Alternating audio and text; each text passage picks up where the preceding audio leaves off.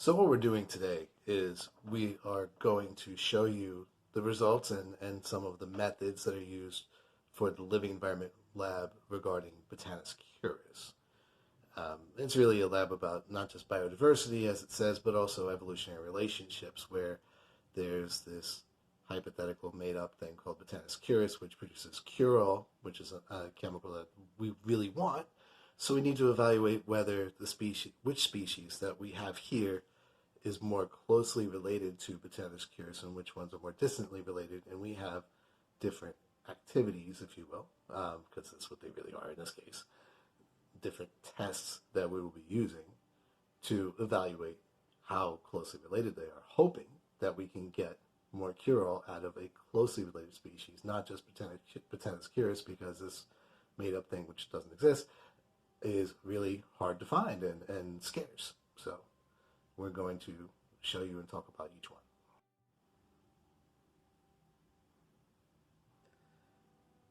In two parts of this lab, it asks you to look at the structural characteristics of both the plants and the seeds. So I'm going to show that to you in this part of the video. That's species X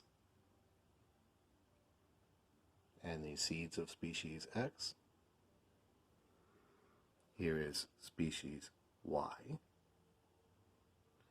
And here are the seeds of species Y. Come on, you can do it, phone. Here we go, a little bit better. And here is species Z.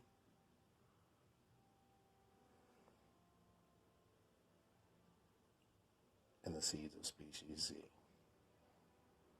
Again, the seeds of species Y. Seeds of species X.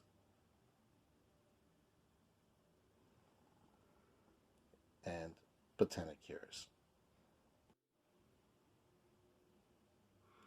In this test, you're looking at the arrangement of vascular bundles in the stem, the xylem and phloem, that are used for bulk transport. And they are different in monocots, where they're scattered according to this diagram, and we actually call them monkey faces because they actually look like little monkey faces. They're kind of cool. And in dicots, where they have a circular arrangement of bundles. So we're going to look at Botana curus and then compare the others to what you see in Botana curus. And yeah, that is a scientific name with a lowercase c for the species.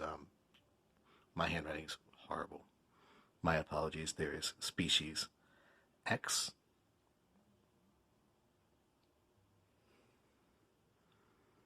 species Y,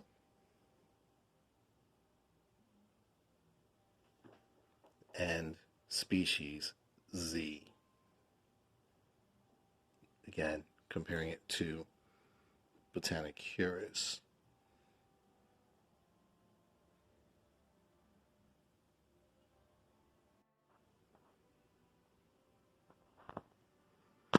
The next test involves paper chromatography, and what we've done is with pencil, not with pen, we've marked up the paper that we're using, our filter paper, and put a line at the bottom about 2 centimeters up. We've also labeled where each specimen is going to go. We do need to use goggles for this part of the lab.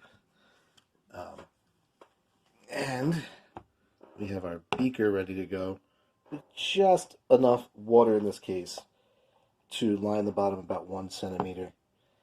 And what we're actually doing is we're measuring, and you could use RF numbers as well here, and we're seeing how much each of these samples travels up the filter paper along with the solvent front. It really can be, it depends on what our medium is. Here we always have filter paper, which is cellulose and it has some water in it. Sometimes we have polar or non-polar substances. Water is very polar, so it does have a difference in how it actually works, and it gets quite complicated. We're not going to talk about the complications to this. You can think about it as solvents moving different amounts based upon what pigments are in it and how polar those pigments are and charged will make them travel with the water more or less at more or less of a rate. So we're now going to put the samples in, and I'll show you that in a second in the next little part. Showing you my setup here really quickly. I am using a different pipette for each sample. Just putting a couple drops in the appropriate spot on the starting line. Not too much. You'll see I'll complete it for all of these and then put it into the beaker and let it sit for a while. You see the water level was below, and we could use, again, ethyl alcohol in different scenarios, hexane for something more nonpolar, but you can see that the samples are not touching and the water is rising through capillary action up the paper, and we have covered it so that, especially it would be more important if we're dealing with different solvents, we do cover the top in paper chromatography, and I will show you the results later.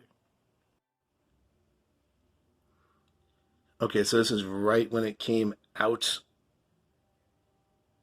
of the water, and you can see the pigment for each of the specimens. We're going to let it dry and see if we can see it a little bit better.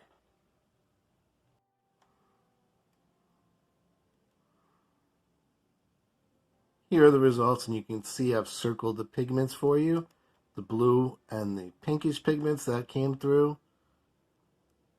Can't really see it too well, but it is there, and that's why I've circled them for you.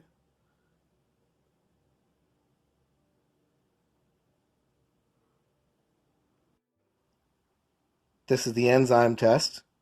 You do need to wear goggles for this test as well, according to the lab. In the wells, I've placed the powder. And then what we're doing in this test,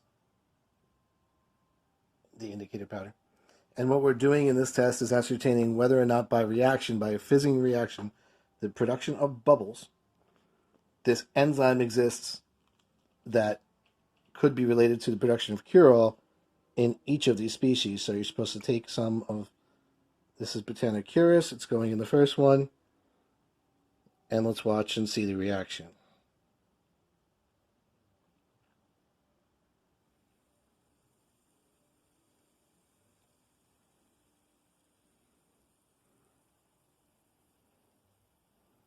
And you can clearly see it did bubble.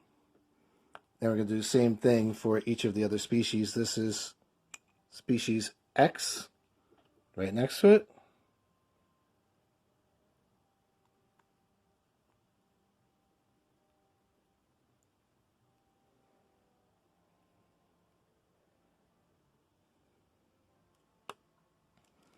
Species Y will be coming up.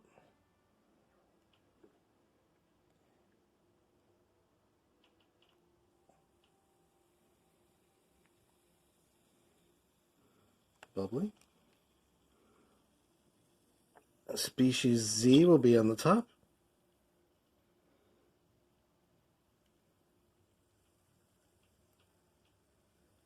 And you can see that as well.